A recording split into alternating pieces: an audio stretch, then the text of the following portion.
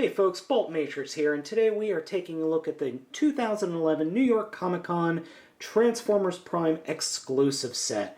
The set comes with a taxi version of Transformers Prime Bumblebee and a very pink version of Arcee, along with a Jack and Raph figure. Now I wanted to talk about the box just really quickly here, as this box is really nice, and it's huge. For two deluxe figures plus some human figures, this box is ginormous. Just spinning it around, we see the Jack and the Arcee. We've got the figures themselves here with a nice description. And Bumblebee and Raph. On the bottom, just Transformers Prime. One thing I really do like about the box is, and I do apologize for the glare, but with the bubble being curved, it's kind of unavoidable. The one thing I really do love is you have this nice nightlife or night scene in the back here with the NY Autobot symbol, and then Megatron and Starscream right about here. So, enough about the box. Let's go ahead and open it up and take a look at the figures. Out of the box, all of the figures look particularly nice. I really love the look of Bumblebee in this cab mode. It's very cool. Arcee does look like an interesting motorcycle, but as soon as you look at it from the front, you realize that the bike mode is incredibly too big to be an actual working motorcycle. It's just way too wide. There's a lot of kibble in the bike mode, which I'll get into in a little bit. And as you can see, I did leave the rubber band on. I will be taking that off in a little bit. Now, just to talk about the human figures here for a second, I actually do really like these figures, but I do have one major gripe. The figures themselves are nicely painted, except for the faces. Jack's face is, well, he has eyebrows and two dots for eyes. I can't even tell if there's molding for a mouth. I have my contacts in, so my up close, my nearsightedness is not able... Well, I don't think he's got a mouth. I mean, that's kind of silly, and it looks like there's a little bit of flashing around the ears, and as you can see, some paint is bleeding onto the top of the ears, but I can forgive that. The one thing I don't really like is the fact that there's no mouth there. It just looks weird. But the rest of the figure is very well detailed and very well painted. I mean, he's got ruffles in his shirt, his pants have texture to them, and it's a very cool figure, except for the face. And Raph is the exact same way. The figure is very cool. Now, obviously, you can tell, if you're looking at this in HD, there is a line for the mouth. I'm probably just going to color that in, but for a convention exclusive, I shouldn't have to do that. There are some minor paint issues, especially around the collar of the shirt, but otherwise the paint is very good on the figure, and the overall look of the figure is quite nice. Both figures do come with their own stands. Both stands have two pegs.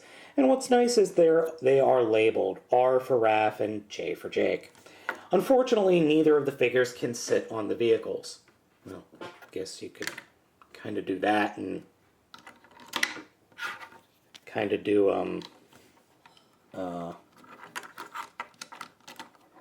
that. Yeah, that doesn't work so well. First, we're going to take a look at Bumblebee's alt mode, the Camaro taxi.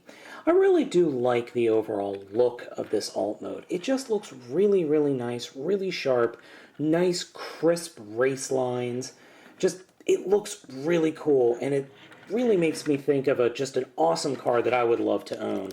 However, my figure sits a little weird on its wheels sometimes, so you just have to torque it to the right or the left to get all the wheels to sit correctly. I don't know why, it just seems to be something with my figure. The only issue I have with this figure in this mode is the robot's gun is stored on the undercarriage on these bits right here, which are supposed to snap into place, but you really have to put a lot of force in here to get it to snap, because if you don't, it's just going to pop right off. And after... Yeah, see, just popping off like crazy. So I'm just going to put it off to the side for the remainder of the review until we need it again. Now, Bumblebee is all cool and everything, especially with the translucent headlights and windscreen, but pink is where it's at. Okay, well, I'm being a little facetious, but overall, as I said, I think this bike mode is a little bit too bulky for my tastes. Now, we can fix that. These sides here are actually her weapons in robot mode, and they just pop right off. They're on 2 pegs, and they fit rather firmly, and they just come right off. So that helps the bike mode out tremendously. I would display it with the weapons, but this helps a lot. My other issue is it's really bulky width-wise. Unfortunately, that's just because of the transformation and you know, physics. It does hold together rather well, but it does. There are 2 panels right here that peg into place, and they do have a tendency to pop off, but they go right back on very, very easily. So overall, I really do dig the bike mode, and the pink and the white have really kind of won me over in regards to the figure in person. When I saw pictures of it, I really didn't like it because there was just too much. It was too flashy, too bright.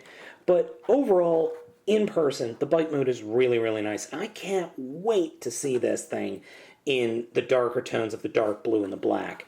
So enough about the 2 vehicle modes. Let's go ahead and get right on to the transformations.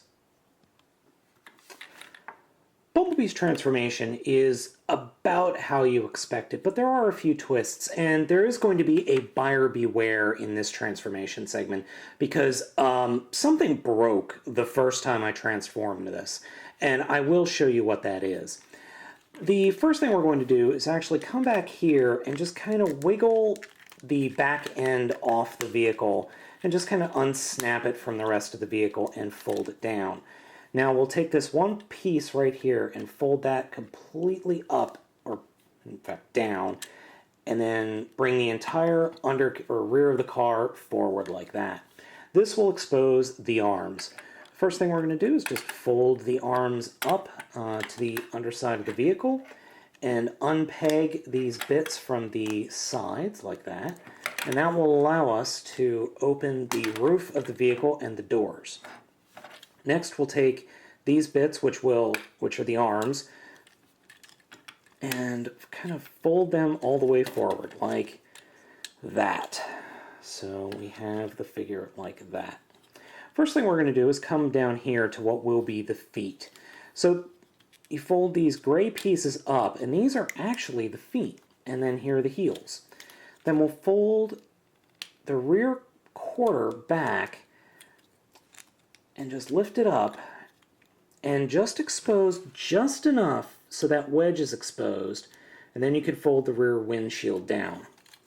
So we'll do the same thing over here, just enough so that we get the leg up and fold the windshield down. And that prevents the figure from falling back on that hinge, which is a nice touch. And then just kind of pose it such that we can continue with the review. For the rest of the figure, we'll start off here by just folding down the front windscreen and folding down the top of the roof into the wings. And we'll get the arms up and out of the way. And here we could take care of getting the arms folded out. We will collapse these sets of hinges down such that this peg actually pegs directly into the wheel. And we'll do the same thing over here. And there we go. Next, we will take this piece, make sure it's pointing down, and reach under here. Now, these front bits, the front parts of the bumper, actually the whole front fascia is divided into 3 sections. 1, 2, and 3. 1 and 2 actually peg into the back of 3, so you have to kind of lift that up just to get it unpegged.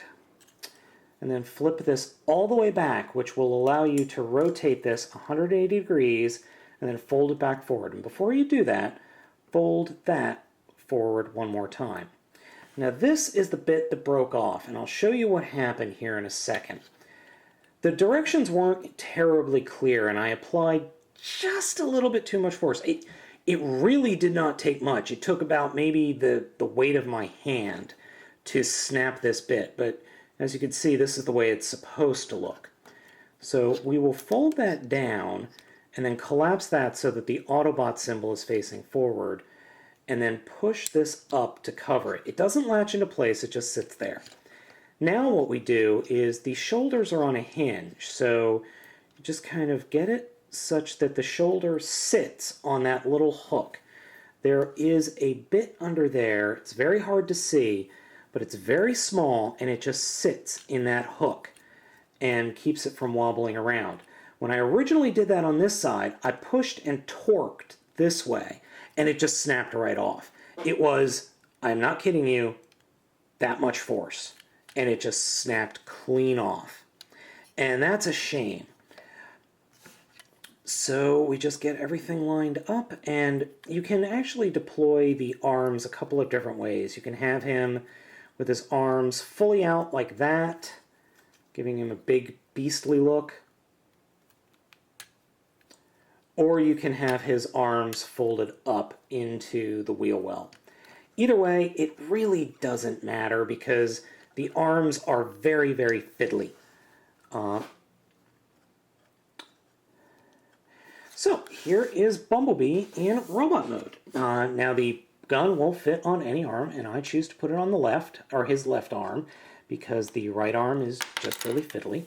And it has a problem going in. My gun, or the gun that my set came with, has a little bit of flashing on there, and I really got to push it in. And just a little X-Acto knife will take care of that. Poseability-wise, the figure is rather poseable.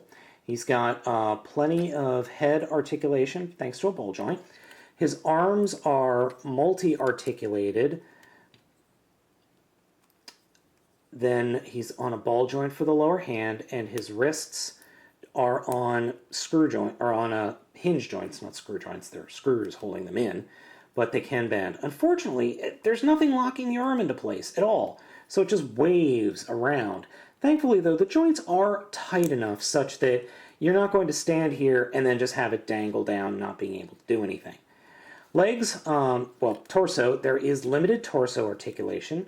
Legs, ball joint up there. Knee joint is limited because of the foot kibble, and then the foot kind of has a little bit of poseability, not much. Overall, Bumblebee is not a bad figure. There are a few little nagging bits that prevent it from being a truly awesome figure. Chiefly, just these shoulders. I don't like these shoulders, and the fact that it broke on the first transformation is a real buzzkill for me. Also, these pegs that peg into the wheels here, they aren't very strong, and they do pop out very easily, but thankfully the hinges down here are very, very tight, and they're fine. Overall, as I said, overall, I do like the figure, but there are a few just little things preventing it from being an awesome, awesome figure. So now that we've taken a look at Bumblebee, let's go ahead and take a look at Arcee. As we start with the transformation, I've already gone ahead and removed the weapons because, quite frankly, they just get in the way, and it really makes no sense to try and do the transformation with them on. We're going to start off by folding up the kickstand. Easy peasy. Next, we're going to come under here, under the bottom of the figure, and actually unpeg these two sides of the vehicle form. That will enable us to grab the rear wheel and fold out the entire undercarriage of the vehicle mode. Then we'll come back here, push the rear of the vehicle down until it snaps down, and we can rotate the entire front of the vehicle around like that. So coming to the back wheel of the figure, all we're going to do is just split it apart like that, and they do come apart very easily. Now, originally, I thought, seeing the tread on the vehicle, I thought it was going to split in half. Well, it did, but not in the way that I thought it was going to. So what we're going to do is spread the legs open like that. That way we can fold the rear wheel onto the inner side of the legs, and then we can fold the feet down. Now, the hinge right here on both legs is incredibly tight. It does require a bit of force, but it will go. The heels on the figure actually do pose just a little bit, but not much, thankfully. And we'll get into the usefulness of that in a bit. So next what we're going to do is just kind of fold this down and in like that. And then that forms the rear of the leg. So I'll do that again, and moving the tire pointing, the rim of the tire needs to point all the way towards the inside of the figure. And then we just kind of shimmy it in to be underneath the foot. And I'm not doing a good job, but there. So there we have the bottom of the figure. Now, for the upper torso of the figure, this is actually a little more complicated. This part's easy though. Fold these bits up 90 degrees, which will allow us to fold out the arms and rotate them around. And then just fold them down again. Now, this is where it gets a little weird. What we're going to do is actually come around to the front of the motorcycle and pop these bits off. Then we will fold that up a little bit. When we do that, that gives us enough clearance to fold the entire front of the bike down and come in here and pull the head out of the gas tank. Then we'll fold this back up, and the head part just kind of snaps on. It doesn't actually snap into place. It just kind of sits there, but it's nice, it's firm, and the hinges are tight. Then we'll come to the back, rotate the front of the wheel around, and that will allow us to fold it down like that. Then these front parts to the motorcycle, we'll actually fold them forward over the chest of Arcee. Then we'll come back up above her head, fold the handlebars down, fold that whole windscreen and handlebar section around, and fold it down into place. And here we have Arcee. Now, I really do like this robot mode. I think the robot mode looks good. It's very, very show accurate, and it looks like a motorcycle. And it just works. It just works for me. And in this robot mode, I kind of dig the pink and the white. I really do. I think the pink and the white and the silver look really good. Now here's Arcee compared to Bumblebee. And that scale is a little off, especially if you watch the show. She's somewhat smaller than Bumblebee.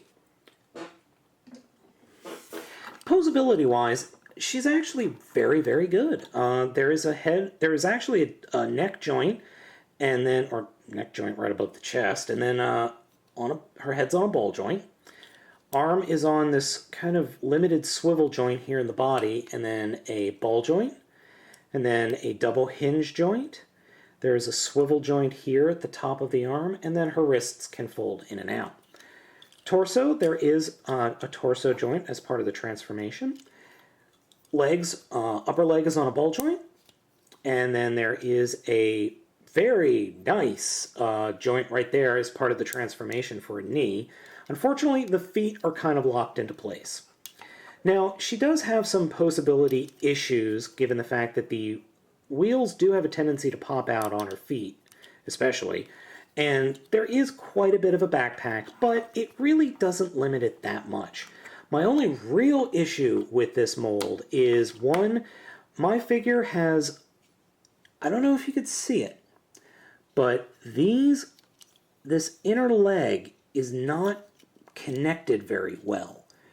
And it causes some real looseness up here in the upper leg. It's not to say the ball joint is loose.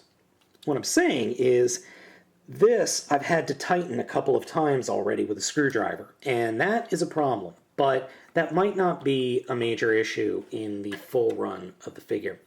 The weapons fit on the underarms, just like in the show. She can deploy big arse blades. And for this figure, I actually really, really do dig the overall look of the figure. Now, for the pink and white, I would prefer having a different kind of weapon, but I can deal with it. It's not that big of a deal. I'm really looking forward to the show-accurate color scheme to see what it looks like. But this is a really nice figure, and I'm really glad I got a hold of it. The kibble on the back with the wheel and the windscreen and the tail here, the tail doesn't bother me. The wheel is a little bit unsightly, and I wish there was a way that you could collapse it more. You can do that, but that just looks just as bad. It is a little more show accurate, though. But I really wish we could hide the this wheel a little bit more, but oh well, it's not that big of a deal. So overall, this 2-pack is, I'm really happy with this 2-pack. I would say the stronger figure is Arcee. I really like the look of Arcee, and I just like the overall.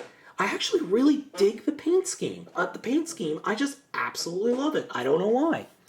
You can get a little bit of you can get a little customizey here with the way it looks with the panel. That's fine. Unfortunately, with Bumblebee, he feels a little small. I don't care for the overall proportion of the figure, and like I said, I broke him on the first transformation. That is a real, as I said, buzzkill. And overall, I really think we need a Voyager class Bumblebee. The deluxe class, it's not a bad figure, but by far I like Arcee better. So I did pay almost $50 for this set. This is a con exclusive. It was $29.99 off of Hasbro Toy Shop. I paid tax plus $15 shipping and handling. So it was expensive, but I'm actually glad I got this because I'm really happy with the way the Prime line is going. I'm really looking forward to the deluxe, the other deluxes and the Voyager sets that are coming in the Transformers Prime line. This whole set overall is very cool, and like I said, I'm really glad I got it. So I would go ahead and pick it up if you can. If you can't wait for the actual figures to come out in the next couple of months, go ahead and pick this set up. I don't think you'll be disappointed. Just be very careful when transforming Bumblebee for the first time. Please hang up and try again.